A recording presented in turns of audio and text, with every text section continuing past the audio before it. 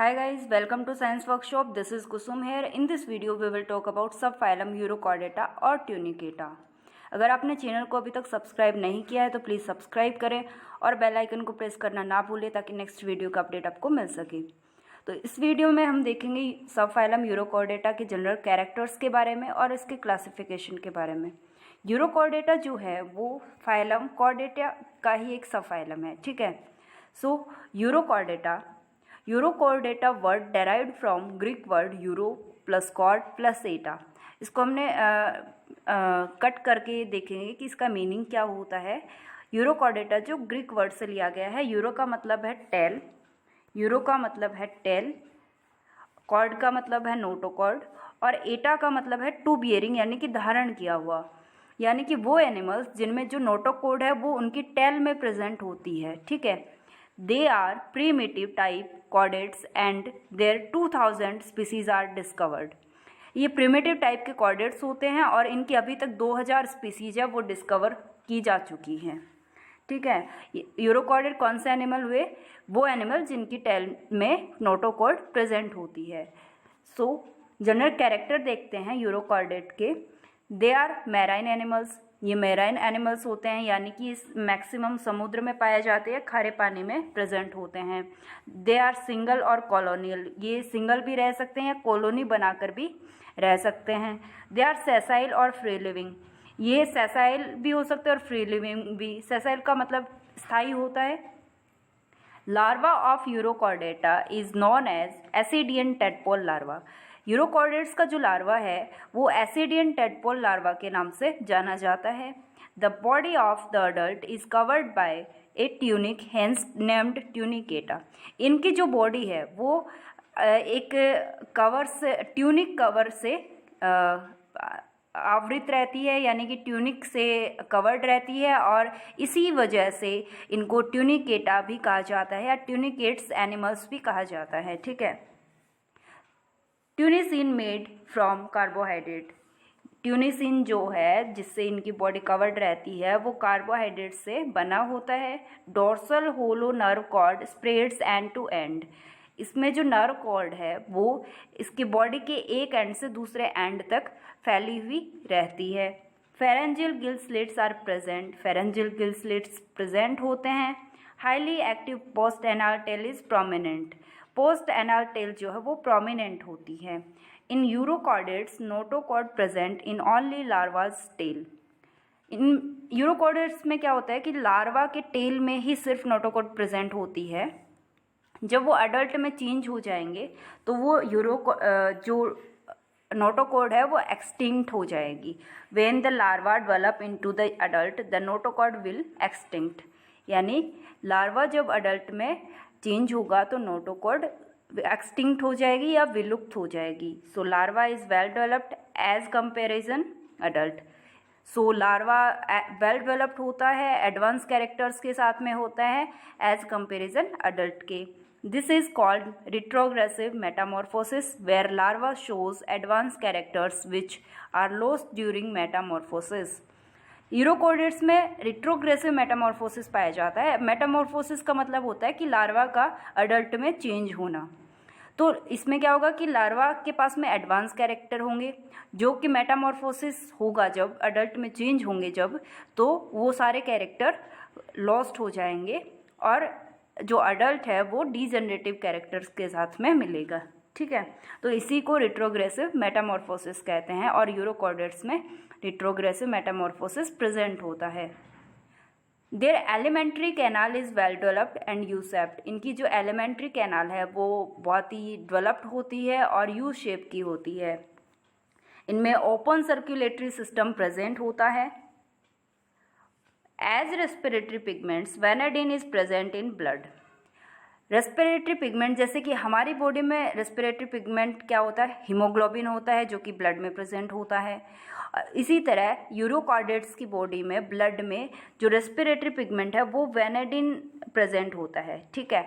Excretion by neurogland, pyloric gland and nephrocyte, excretion जो है वो neurogland, pyloric gland and nephrocyte के द्वारा होता है। दे आर हेर्माफ्रोडाइट्स, ये हर्माफ्रोडाइट्स होते हैं। हर्माफ्रोडाइट का मतलब होता है कि ये इनके पास में दोनों सेक्सेस के कैरेक्टर्स होते हैं, यानी ये इसके पास फीमेल के भी कैरेक्टर्स होंगे और मेल के कैरेक्टर्स भी होंगे। इसी को हर्माफ्रोडाइट कहते हैं। External fertilization is present, fertilization external होगा। Indirect development is present, development जो है वो इनडायरेक्ट होगा। ये यूरोकॉर्डेट्स की बॉडी का एक डायग्राम है जिसमें शो किया गया है ऑरल साइफन को, जो कि ऊपर की साइड में प्रेजेंट है। ये ऑरल साइफोन है, ये एट्रियल साइफोन है इस साइड में, और यहाँ पे ब्रैंकियल बास्केट है। और ये जो ट्यूनिक है जिससे इसकी पूरी बॉडी कवर्ड रहती है, और ये इसका डाइजेस्टिव सिस्टम है। ये काफ़ी सिंपल डायग्राम है जो कि मैंने इसको शो किया है यहाँ पे। आई होप इसको देख के ही आप समझ जाओगे। नेक्स्ट देखते हैं classification of subphylum urochordata. Urochordata को 3 क्लासेज में क्लासिफाई किया गया है। फर्स्ट क्लास कौन सी है? लार्वेसी। सेकंड है एसिडियसी। थर्ड है थैलियसी। तो फर्स्ट क्लास देखते हैं लार्वेसी।